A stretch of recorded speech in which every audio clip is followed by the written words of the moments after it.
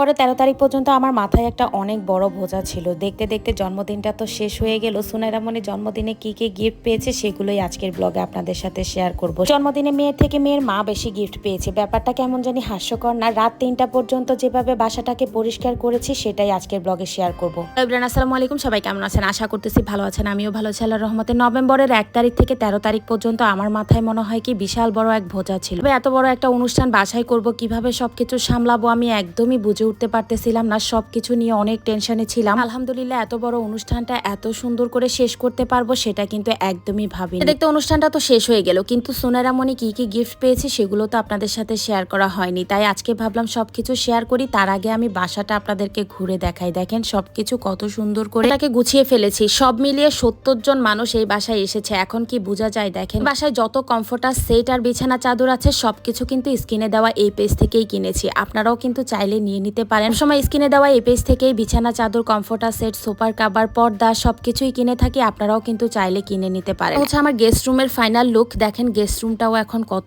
সুন্দর হয়ে গেছে। যতক্ষণ পর্যন্ত বাসাটা পরিষ্কার করতে না পারতেছি ততক্ষণ পর্যন্ত আমার একদমই ঘুম হচ্ছিল না। কালকে রাতের প্রায় 3টা পর্যন্ত বাসায় কাজ করেছি, এত পরিষ্কার করেছি যে দেখেন বাসাটা এখন কত সুন্দর চকচক করতেছে।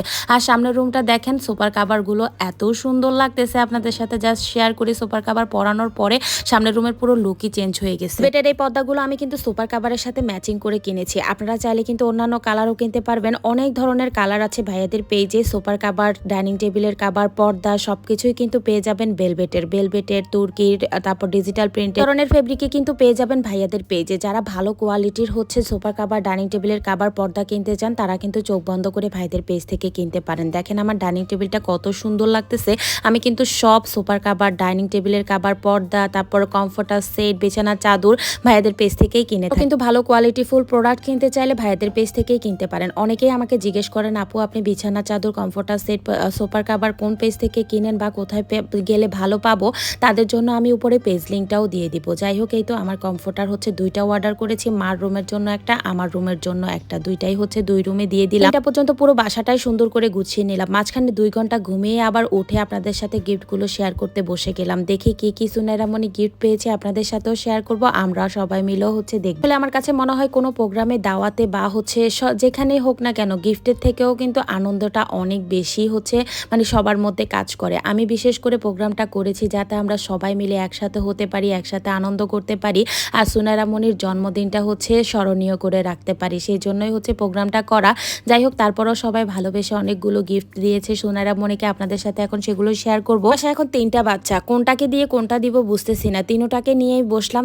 তারা হচ্ছে আমার থেকে এটা টান দেয়, ওটা টান দেয়, কি যে একটা অবস্থা। আমি আনবক্সিং করার সাথে সাথে হচ্ছে তাদের হাতে দিয়ে দিতে হয়। তো খেলা দেখলে পাগল হয়ে যায়, কি নিয়ে কি নিবে বুঝতে পারে না। বিশেষ করে আরিশা মনি বেশি এখন দুষ্টামি করে। ছোটগুলো তো বুঝে না, যাই দিই তা দিয়েই হচ্ছে খুশি থাকে, কিন্তু আরিশা মনি তার চয়েস মতো খেলনা চয়েস করে নেয়। যদিও আমি এক এক করে এখন সবার নাম উচ্চারণ করতে পারবো না। যদি সবাই ভিডিওটা দেখে থাকেন, যে যা গিফট দিয়েছেন আপনাদের সবাইকে অনেক অনেক ধন্যবাদ। সবার গিফটগুলো আমার খুব পছন্দ হয়েছে। সুনাইরা মনি, আরিশা মনির তো আরো বেশি পছন্দ হয়েছে। সব গেস্টরা কিন্তু খেলনা দেয়নি, অনেক গেস্টরাই হচ্ছে টাকা দিয়ে গিয়েছে। সবাইকেই ধন্যবাদ এত এত গিফট দেওয়ার জন্য। গিফটটা কিন্তু বড় কথা না, আমি সব থেকে বেশি খুশি হয়েছি সবাইকে দাওয়াত দিয়েছি। যাদেরকে দাওয়াত দিয়েছি কেউ কিন্তু দাওয়াত মিস করেনি, সবাই এসেছে। তাই আমি অনেক বেশি খুশি হয়েছি। এই টয় সেটটা ওরা হচ্ছে এত পছন্দ করছে, 3 জনকেই হচ্ছে আমি ভিতরে দিয়ে দিলাম। সবগুলো বল একসাথে সুন্দর করে গুছিয়ে এত ভালো লাগতেছে। দেখেন সবাই একসাথে খেলতেছে, মাশাল্লাহ।